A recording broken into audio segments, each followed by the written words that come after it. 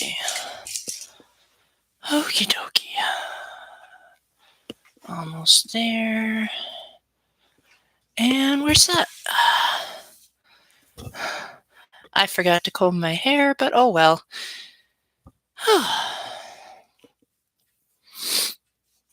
Alrighty, folks.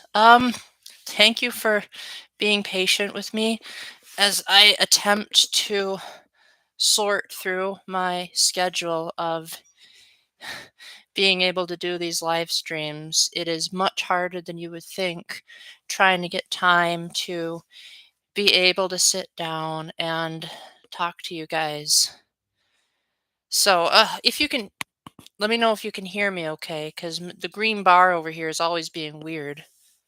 Hi, Jevil. Seems like you're the most regular person on these streams nowadays. What's been going on with you today? So as you can see, I got a new amiibo right here. Yeah, I knew that's what you meant.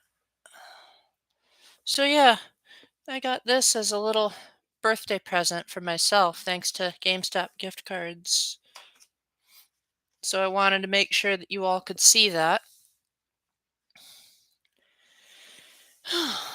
And I've been really enjoying Lego Star Wars The Skywalker Saga. Those lightsaber battles are pretty darn cool. Yeah, that Steve amiibo was a pretty cool announcement.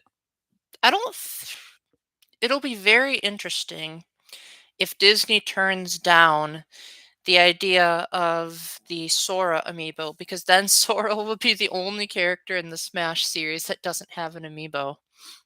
But yeah, Lego Star Wars The Skywalker Saga has been going really well. I really like the lightsaber battles. I really like the voice acting is pretty good. The whatchamacallit. The sound alikes do really well. The music, of course, is ripped straight from the movies, just as it was in the original Lego Star Wars. And I like how it's a total reimagining of the whole 9 movies, as opposed to just being a port or an upgrade of the original games. So it's nice that they actually went from the ground up to make it a whole new experience. Apart from that, I've been, working, so actually having a life outside of just playing video games all the time is very important to me. Like, I actually sometimes get tired of the screen and it like exhausts me. I mean, a lot of things exhaust me. I get tired of hearing my own voice too much. I get tired of seeing the screen too much. I get tired of being around people too much. There's a lot of things that tire me out. Yeah, I did know that about the DLC. As soon as you start up the game, it tells you all of the DLC packs that are available, and I didn't purchase any of them because the only Star Wars movies I've seen are the ones that came out in the theater. I saw a little bit of The Mandalorian with my sister, but it was kind of, it was okay. It didn't really catch my attention. The only reason I watched it was because of my sister. And I liked that guy that keeps saying, "I have spoken," or however he says it. So I think it's neat that Disney is really trying to expand on the backstory of Star Wars. What I don't think is neat is that they fired Gina Carano just because she's a conservative. Like, whatever happened to free speech? Like, isn't that kind of a contradiction? Because if you're promoting certain messages in your movies, but yet she's promoting messages on her social media, why is there a double standard? Is it allowed to show messages of a certain uh, religion or political point of view in a movie, but it's not okay to do it on Twitter? Well, Disney can't hear me anyway, so I don't know how useful this live stream is. I just figured I'd say it. I think there's too many double standards in the world. Also, fun fact, this t-shirt is actually purple, but because of the lighting of the camera, it makes it look blue. So I actually like the blue color better that I like my purple shirt, which reminds me I should probably change this shirt pretty soon. Oh well, I can get to see myself as being blue a little bit more. Jevil, what's your experience with the Star Wars movies? I forgot to get a drink of water, so I will be right back. Yeah, well, I haven't gotten too far in the story anyway, so I wouldn't be able to spoil much. I'm only on episode 2. So I will be right back. I'm gonna go get myself a drink.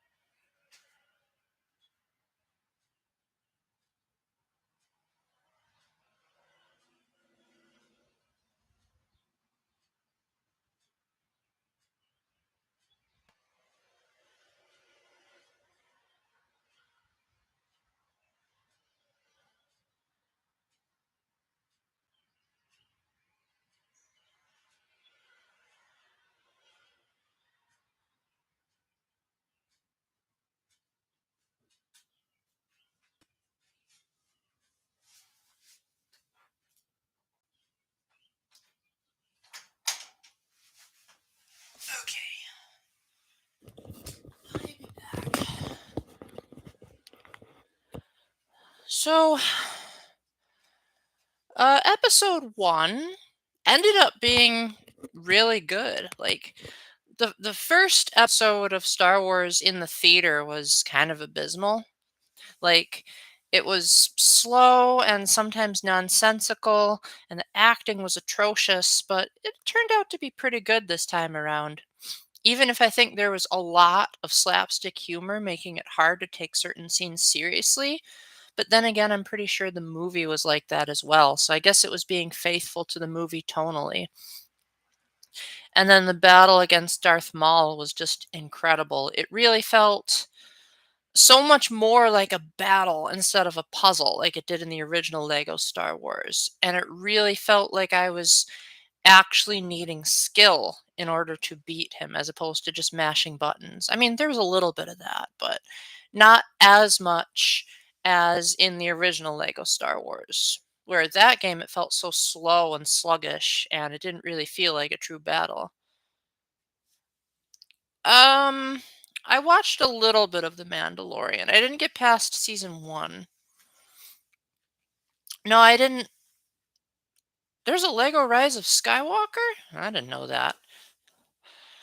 D no, I didn't get any of the DLC for the Skywalker saga.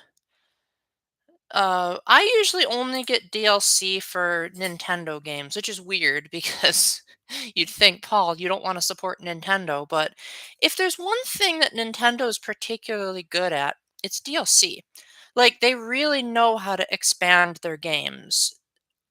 I don't I don't think it's always perfect, but I think generally speaking, their track record is way better than other companies. Like, one of their earliest ventures into DLC was Fire Emblem Awakening, and I just remember being so thankful that there was so much more stuff to do.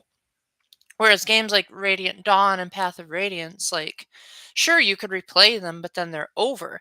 But then with Awakening, you could, like, expand your experience, and I thought that was also really cool. And you take something like Smash, and in Smash, they added Banjo and Kazooie, like, that alone would have been worth the price of the whole game for me. Yep, yep, he was great.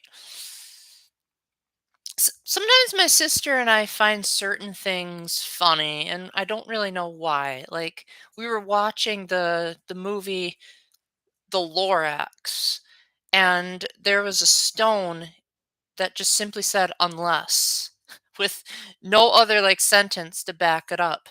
So my sister and I would, like, well, mostly me, not so much her. I would just out of nowhere just say "unless" and not finish the sentence, and I don't know why. We found that pretty funny.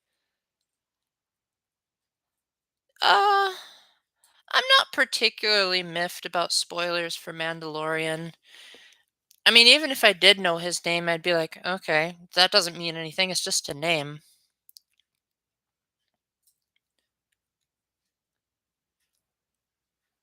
Let it grow. Oh, yeah, I'd have to listen to that again. It seems like as time goes on, it's harder for me to remember the catchy songs in Disney movies. Well, Lorax wasn't Disney, but you know what I mean, like those computer animated stuff. I guess like for me, there was this really interesting trend back when I was growing up where they would release sing along versions of the movies, and then we would get those movies as a movie. So that's how we would remember the song so well, was that there would always be a separate release. That was way before YouTube came along. So these were like collector's edition legendary things to have. Yup, you got it. That's the Lorax, all right. My sister was thinking that that movie was so political, and as much as I can remember, yeah, it seemed to be pretty political. So, Jevil, did I tell you that I'm going to be going on vacation this year? Oh, Jevil, how many times have you told me that those are the games you're getting? It's almost like you're playing Groundhog Day at this point. I wouldn't say I'm gonna buy either of those games. They're definitely more of hard rentals for me, but if you really like them, then that's cool for you. I'm not gonna stop you from. No, not Hawaii. That's a bit too far for me. I'm going to Oklahoma. But yeah, I don't usually go on vacations. I usually don't really like travel for travel's sake, but I know I met someone online and I thought, this will be cool to visit her.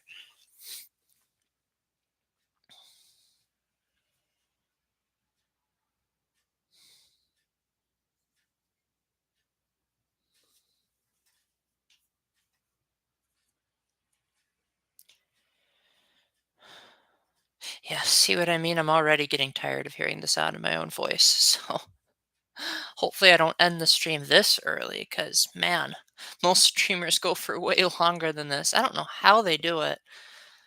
Like, Jebel, if you ever start streaming, you got to tell me your secret if you do like hour, 2 hour long streams.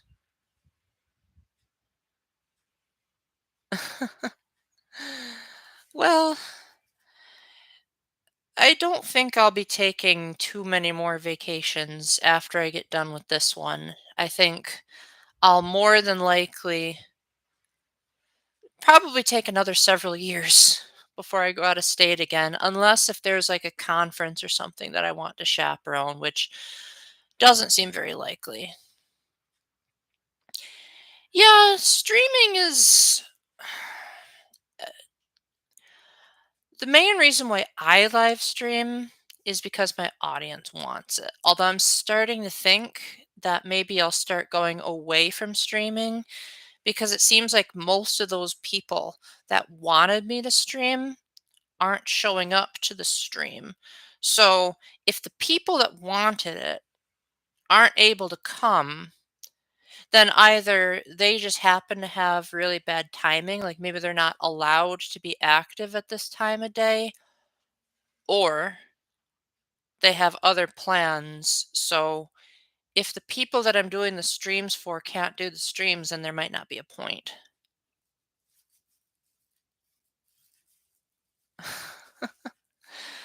I did do voice chat, silly. You were there when I did it. I'm actually planning on going on it later after I'm done with the stream, probably a few hours later, so I can rest my voice. But yeah, I thought to myself, you know what? I've got the house to myself for a change. I can actually talk, but I also wanted to be loyal to my YouTube audience because, YouTube came first, and Some people have said that they like my live streams more than they like my videos. So I said, I don't know how you can come to that conclusion, but if that's what you want, then that's what I'll try to give.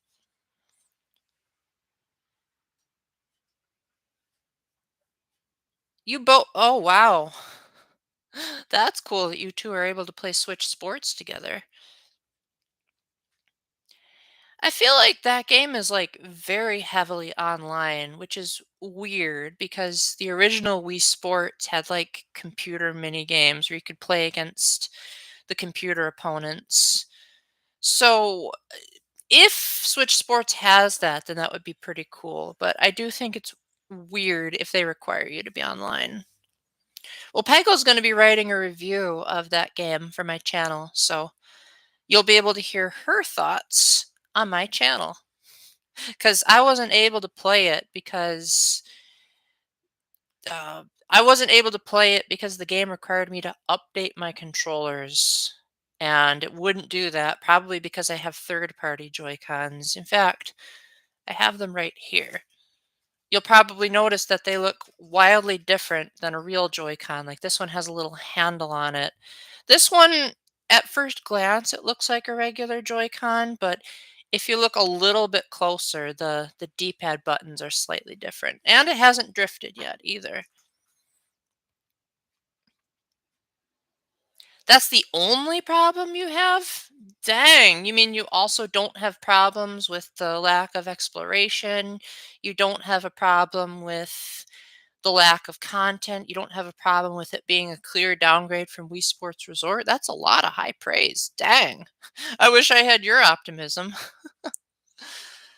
But then again, to be fair, you've also played it and I haven't. So you could probably say, you could probably talk about the accuracy of the Joy-Con motion sensors, which I couldn't tell you because the game wouldn't let me play it.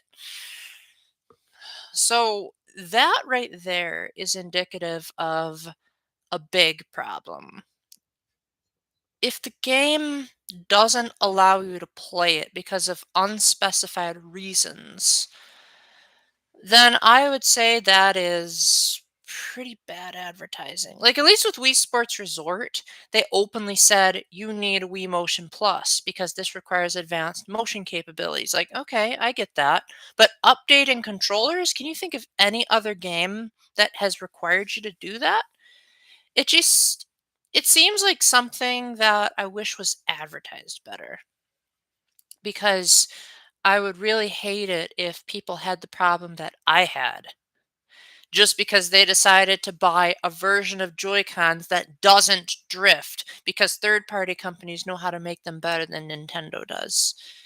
It I don't know. There might be a better solution than that, but I also think that it also shows a deeper problem of Nintendo's philosophy lately, where it seems like they're getting I don't know how to explain what I'm saying, but Nintendo has definitely changed since the old days, and I'm thinking that it's for the worse. Wow, another lake. I didn't know there was anyone here besides Jevil, so welcome in. Glad you could show up, even if it was just for a couple of seconds. I'm not the most thrilling streamer to have along, but hopefully I can at least give you a good time, if not a great time. That is a cool option, yeah. Being able to choose your hand, that's way better than what Zelda could offer. Although, I think the original Wii Sports let you do that as well, so I wouldn't say that's an upgrade, more of a, it was always there to begin with. Modern Nintendo is something else. That's quite a that's quite a tangent, but I get on tangents too, so I don't blame you. Yeah, I love Zero Escape. I wouldn't say it's fun though. That's fun is such an interesting adjective because I think a lot of people associate the word fun with being good when fun is more of I'd have to pull up the dictionary definition, which I don't feel like doing right now, but basically fun is like when you're doing something that's engaging and like adrenaline pumping. Whereas you could say you could enjoy taking a drink of water. Like I could say Mm, that was an enjoyable drink. But I don't think it was fun to drink the water. I think it was just enjoyable. So that's what I would say about Zero Escape is it's my favorite franchise, but it wasn't fun. It was brain taxing. Yeah, exactly. Exactly. You definitely. Uh, well, I guess if you want to have that definition, that would be my number one most wanted game at the moment. If there were to be another Nintendo Direct, would be a port of the Zero Escape games on the Switch, or maybe even if it's the next Nintendo console. But I really hope that the series gets a chance to be on a Nintendo system that isn't a handheld. Because it originated on the DS, but then starting with Virtue's Last Reward, they started to go more multi-platform, which is cool, more power to the people that have the other stuff. But I also think that I'm on one hand, I'm glad that all three games are playable on the 3DS, so at least it's stuck with Nintendo series, unlike the Banjo series, where like it used to be a Nintendo exclusive and then it switched over to Xbox. But again, all three of the Nintendo system variants of Zero Escape are on the handhelds. So it would have been nice in hindsight. Oh, good. I'm glad you haven't forgotten about my novelization. Yeah, I put so much work into that thing. I hope you really enjoy it. In fact, I even gave the solutions to some of the puzzle rooms in there. Some of them, because again, it's from Sigma's perspective. So there's only so much you can do. But yeah, like, had you read that first before you played the game, that might have been able to help you out with some of D Team's stuff. Uh, actually, I played Banjo Kazooie. I'm pretty old, so yeah, I played Banjo Kazooie back in the old days. So when I first saw Nuts and Bolts, I was like, "Oh gosh, what did they do to Banjo and Kazooie?" I remember actually when I was young, I got the original Nintendo 64 version of Banjo Kazooie in the box with the instruction manual. Like how many people can say that they went that far back with one of their childhood classics? I definitely I definitely think that was one of the best birthday presents I ever. Who's Tui? The game Banjo Tooie was only called that because it was the second game. It's a play on words of instead of just saying Banjo 2 or Banjo Kazooie 2, they said Banjo Tooie. It's British humor. Kazooie doesn't have magic. Kazooie has eggs and feathers and being a bird. I guess it would seem like magic. Gruntilda's the one that has the magic. What I really I think for me, like, there's always gonna be a certain amount of bias towards Banjo-Kazooie just because it was, one of the very first games I ever owned.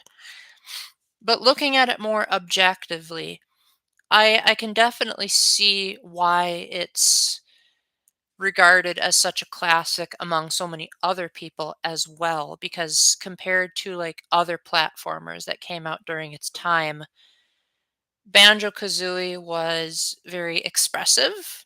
It had very creative settings for its worlds. Grant Kirkhope composed a new music track for every area, which back then was really, really rare to find.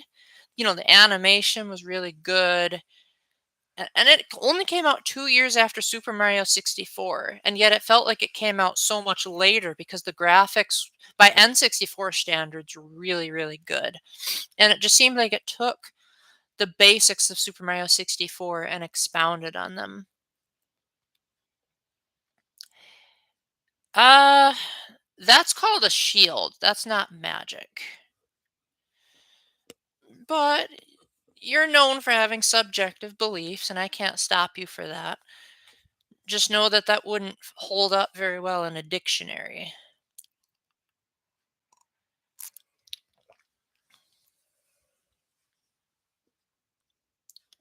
Now, Banjo-Tooie, on the other hand, when I first played that game, I really, really loved it quite a lot. However, as I've gone back to it in recent years, I found that those are grenade eggs. There certain things in video games don't always make sense. But I wouldn't always say that they were magic. I would say that it was taking creative liberties with what birds can do.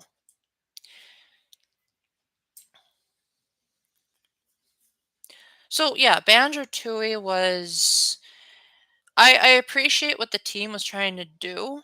I just think that there was something missing from the Banjo-Kazooie formula that made it so that I didn't want to 100% it, whereas I 100% Banjo-Kazooie on numerous occasions. I think the first-person shooter segments were definitely some of the weaker elements of the game. Like, I just really didn't like that.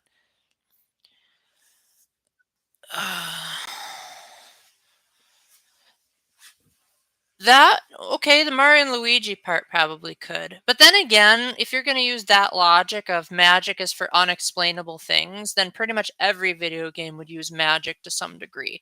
Then you'd have to say the morphogenetic field is magic. You'd have to you'd have to say stuff like it's magic that these characters have such big eyes. It's you have to just for kicks. Magic definition.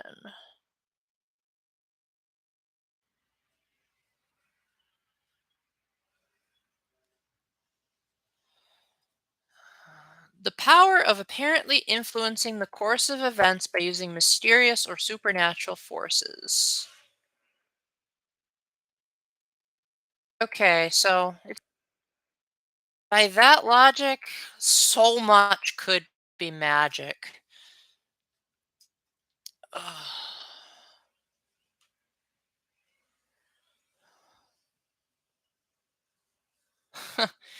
Yeah, if Deltarune ever comes out. Yeah, Deltarune was pretty good.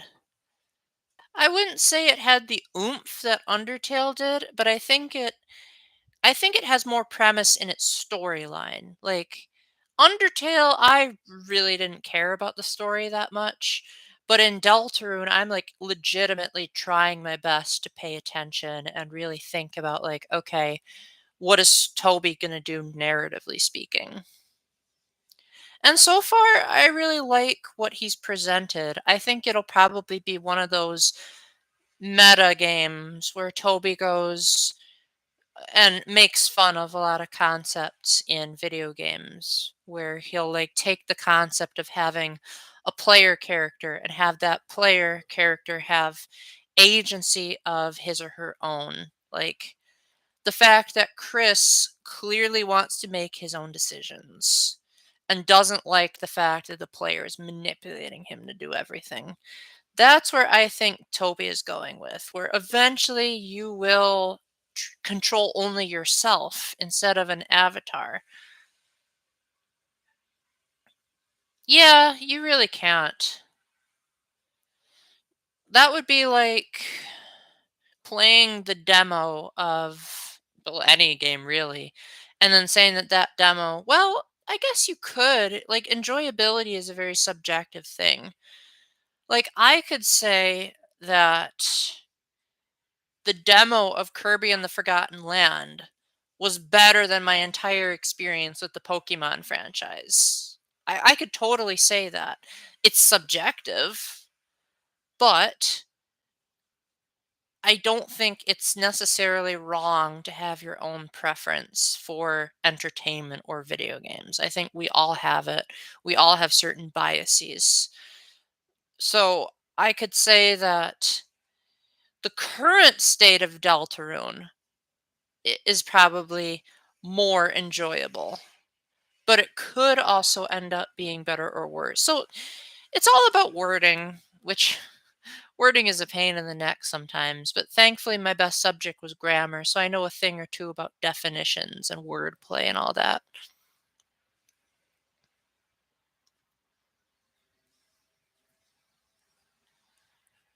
Huh. That's actually not a bad idea. I actually think you have a point. Huh. Well, that would be cool if Chris actually isn't a stranger to the dark worlds, because then that would like create so much more possibilities for storytelling. Like maybe Chris created the Dark Fountain for the first Deltarune setting, and then all the people who didn't know him like actually do know him. That would oh, okay. I'm getting too far into theorizing. I don't want to give myself too much of a headache. I'll just wait for Toby to come along and make his narrative, and we'll see if you were right or not. Although, I would like to think that it'll be very interesting seeing Jevel's role in the future games because he was an optional boss, and the main storyline didn't even mention Jevel at all. So, it's very possible that Jevel, like, might not even be part of the main story at all. Well, I think the pattern that Toby's been showing lately is that Deltarune is supposed to be a satire of video games, which is what Undertale was as well. So I think each Dark World is going to be based on something that loosely has to do with gaming culture. Like the first Dark World was all about toys, since video games, at least from Nintendo's perspective, started out as a toy company before they became a game manufacturing company. So playing with toys also means you're playing like board games, card games. So in the first Dark World, he's talking about games in general. And then in the second Dark World, it was talking about the virtual world, like what it's like to be inside a computer and meme culture. So I guess that's more like internet lingo, but it's still like roughly loosely associated with playing games and the internal workings.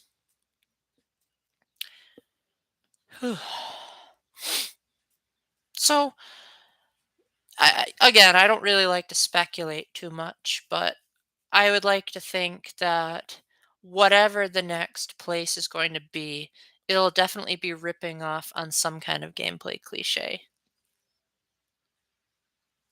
Oh, yeah. I love Jevel's theme as well. Man, I'm getting tired. I think I'll probably call it here. Alrighty then. Well, uh, thanks for showing up, Jevel. Hope you have a great rest of your day.